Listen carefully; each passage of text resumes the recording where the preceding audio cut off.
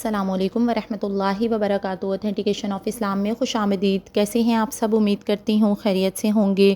آپ صلی اللہ علیہ وسلم نے فرمایا خیرکم من تعلم القرآن وعلمہ، کہ تم میں سے بہترین شخص وہ ہے جو قرآن کو سیکھے اور سکھائے۔ تو اسی حوالے سے میں نے اپنے چینل پر تفسیر قرآن کا سلسلہ شروع کیا ہے، جس میں سورہ بقرہ کی آیت نمبر 54 تک کی تفسیر میں آپ کے ساتھ شیئر کر چکی ہوں۔ آج انشاءاللہ آیت نمبر 55 سے لے کے 59 تک کی تفسیر آپ کے ساتھ شیئر کروں گی، جس میں بنی اسرائیل کی بے جا جسارت اور دنیا میں اللہ تعالیٰ کو دیکھنے کا سوال کیا تھا انہوں نے، اور اس کے علاوہ جس میدان میں وہ بھٹکتے پھرے 40 سال تک، یعنی میدان طیہ میں، تو وہاں پہ بنی اسرائیل پر اللہ تعالیٰ نے بادلوں کا سایہ کیا، ان پر من و سلوہ اتارا۔ من و سلوہ کیا چیز ہے انشاءاللہ آج کی ویڈیو میں آپ کو بتاؤں گی۔ اس کے علاوہ پھر ایک بستی میں خشوع کے ساتھ داخل ہونے کا حکم تھا، لیکن بنی اسرائیل نے شرارت کی اور پھر ان پر کیا عذاب آیا۔ تو آج کی ویڈیو میں انشاءاللہ یہ سارے ٹاپک آئیں گے، تو ضرور اس تفسیر کو سنیے گا اور اس کو ضرور دوسروں کے ساتھ شیئر کیجیے گا، کیونکہ قرآن کو سیکھنا اور سکھانا تمام مسلمانوں پر فرض ہے۔ تو چلیے اپنی ویڈیو سٹارٹ کرتے ہیں، لیکن اس سے پہلے اگر آپ میرے چینل پر نیو ہیں تو میرے چینل کو سبسکرائب کر دیجیے اور میری ویڈیوز کو لائک اینڈ شیئر کر دیجیے، اور بیل آئیکن کو پریس کرنا مت بھولیے گا تاکہ میری ہر آنے والی نیو ویڈیو آپ کو مل سکے۔ نحمدہ و نصلی علی رسولہ الکریم۔ فاعوذ باللہ من الشیطان الرجیم، بسم اللہ الرحمن الرحیم۔ وَإِذْ قُلْتُمْ یا موسیٰ، وَإِذْ قُلْتُمْ، اور جب تم نے کہا، یا موسیٰ، اے موسیٰ، لن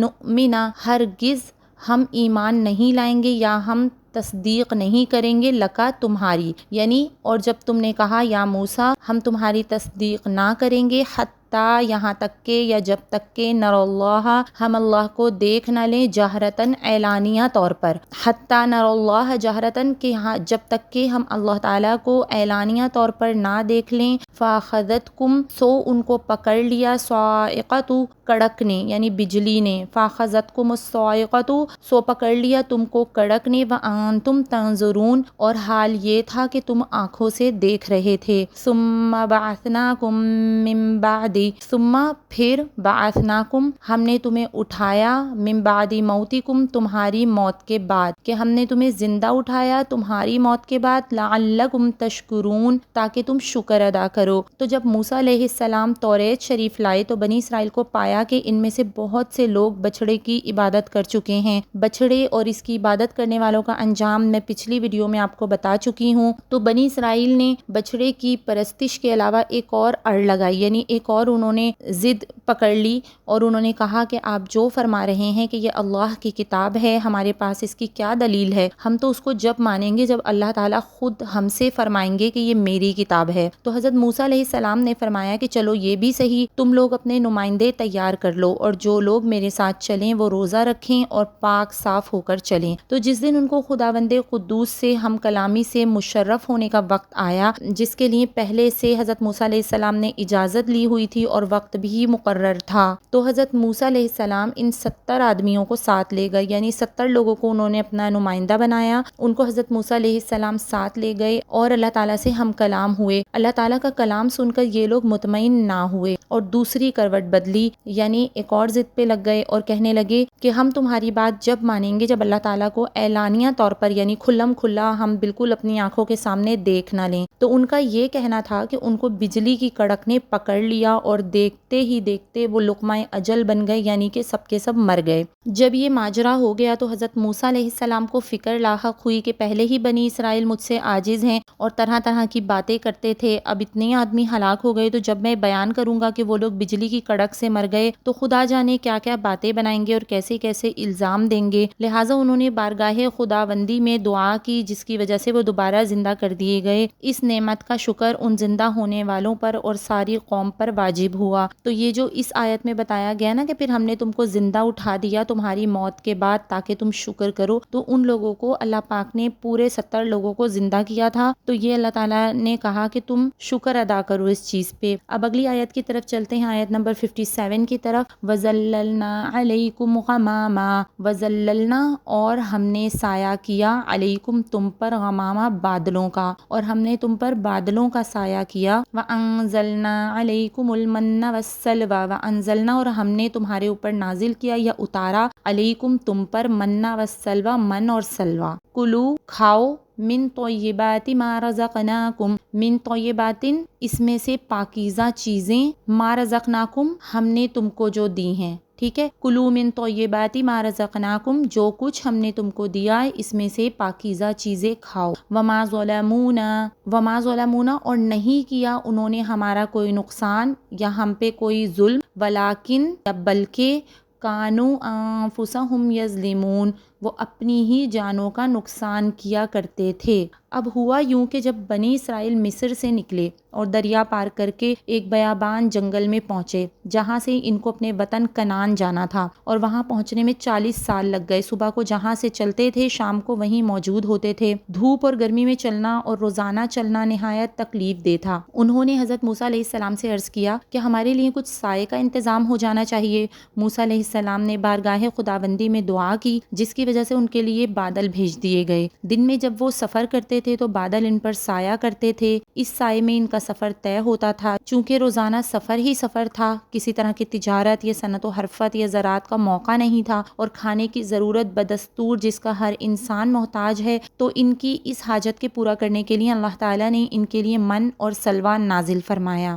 اب من کیا چیز ہے؟ تو من کے بارے میں علماء تفسیر کے بہت سے اقوال ہیں۔ حضرت ابن عباس رضی اللہ تعالیٰ عنہما نے فرمایا کہ یہ کوئی ایسی چیز تھی جو درختوں پر نازل ہو جاتی تھی، صبح جا کر اس میں سے جس قدر چاہتے کھا لیتے تھے۔ حضرت مجاہد نے فرمایا کہ یہ ایک قسم کا گوند تھا۔ حضرت اکرمہ نے فرمایا کہ وہ کوئی چیز تھی جو گاڑھے گودے کے مشابہ تھی۔ حضرت قتادہ کا قول ہے کہ یہ لوگ جہاں مقیم ہوتے وہیں برف کی طرح ان کی جگہوں میں من کا نزول ہو جاتا تھا جو دودھ سے زیادہ سفید اور شہد سے زیادہ میٹھا ہوتا تھا، اور یہ طلوع فجر سے طلوع شمس تک نازل ہوتا تھا۔ ایک دن کی ضرورت کے بقدر ہر شخص کو لینے کی اجازت تھی، اس سے زیادہ کوئی لے لیتا تو وہ خراب ہو جاتا تھا، البتہ جمعے کے دن جمعہ اور ہفتہ دونوں دنوں کے لیے لے لیتے تھے۔ حضور صلی اللہ علیہ وسلم نے ارشاد فرمایا کہ اجوا جنت سے ہے اور اس میں زہر سے شفا ہے، اور کھمبی من سے ہے اور اس کا پانی آنکھوں کے لیے شفا ہے۔ اب یہ کھمبی کیا چیز ہے؟ کھمبی وہی ہے جسے ہم مشروم کہتے ہیں آج کی زبان میں۔ تو اس سے معلوم ہوا کہ یہ جو کھمبی کبھی کبھی زمین پر نظر آتی ہے یہ اس من کا بقیہ ہے جو بنی اسرائیل پر نازل ہوا تھا۔ راوی حدیث حضرت ابو ہریرہ رضی اللہ تعالیٰ عنہ نے بیان فرمایا کہ میری ایک باندھی چندھی تھی، میں نے کھمبی کا پانی لے کر اس کی آنکھ میں ڈالا تو وہ ٹھیک ہو گئی۔ اب سلوہ کیا چیز تھی؟ تو یہ کوئی پرندہ تھا جو بٹیر سے مشابہ تھا۔ اللہ تعالیٰ بنی اسرائیل کے پاس خوب زیادہ تعداد میں پرندے بھیج دیتا تھا جو ہوا کے ذریعے آ جاتے تھے، وہ لوگ ان کو ذبح کر دیتے تھے۔ اس بارے میں بھی یہ حکم تھا کہ بقدر ضرورت لیں اور ذخیرہ بنا کر نہ رکھیں، لیکن انہوں نے اس بات پر عمل نہ کیا، من اور سلوہ دونوں کا ذخیرہ بنایا، اور جب دوسرے دن اسے دیکھا تاکہ کھائیں اس میں سے بدبو آ چکی تھی اور خراب ہو چکا تھا۔ حضرت ابو ہریرہ رضی اللہ تعالیٰ عنہ سے روایت ہے کہ آپ صلی اللہ علیہ وسلم نے ارشاد فرمایا کہ اگر بنی اسرائیل نہ ہوتے تو گوشت میں تغیر نہ آتا اور نہ وہ بدبودار ہوتا، اور اگر حوا نہ ہوتی تو کوئی عورت کبھی بھی اپنے شوہر کی خیانت نہ کرتی۔ یہ صحیح بخاری کی حدیث ہے۔ مطلب یہ ہے کہ بنی اسرائیل نے اللہ پر بھروسہ نہ کیا، ان کے لیے حکم تھا کہ من و سلوہ اٹھا کر نہ رکھیں، لیکن وہ نہ مانے، اٹھا کر رکھا تو اس میں بدبو آ گئی، خراب ہو گیا، لہٰذا گوشت کے خراب ہونے کی ابتدا ان لوگوں سے ہوئی اور ان کی اس بری حرکت کی وجہ سے ہوئی۔ اسی طرح سے حضرت حوا علیہ السلام نے حضرت آدم کو جنت کا وہ درخت کھانے پر آمادہ کیا جس کے کھانے سے منع کیا گیا تھا، پھر دونوں نے کھا لیا اور دونوں دنیا میں بھیج دیے گئے۔ شوہر کی خیانت کی ابتدا حضرت حوا سے ہوئی، لہٰذا ان کی نسل میں بھی یہ بات باقی رہ گئی۔ اب اگلی آیت کی طرف چلتے ہیں۔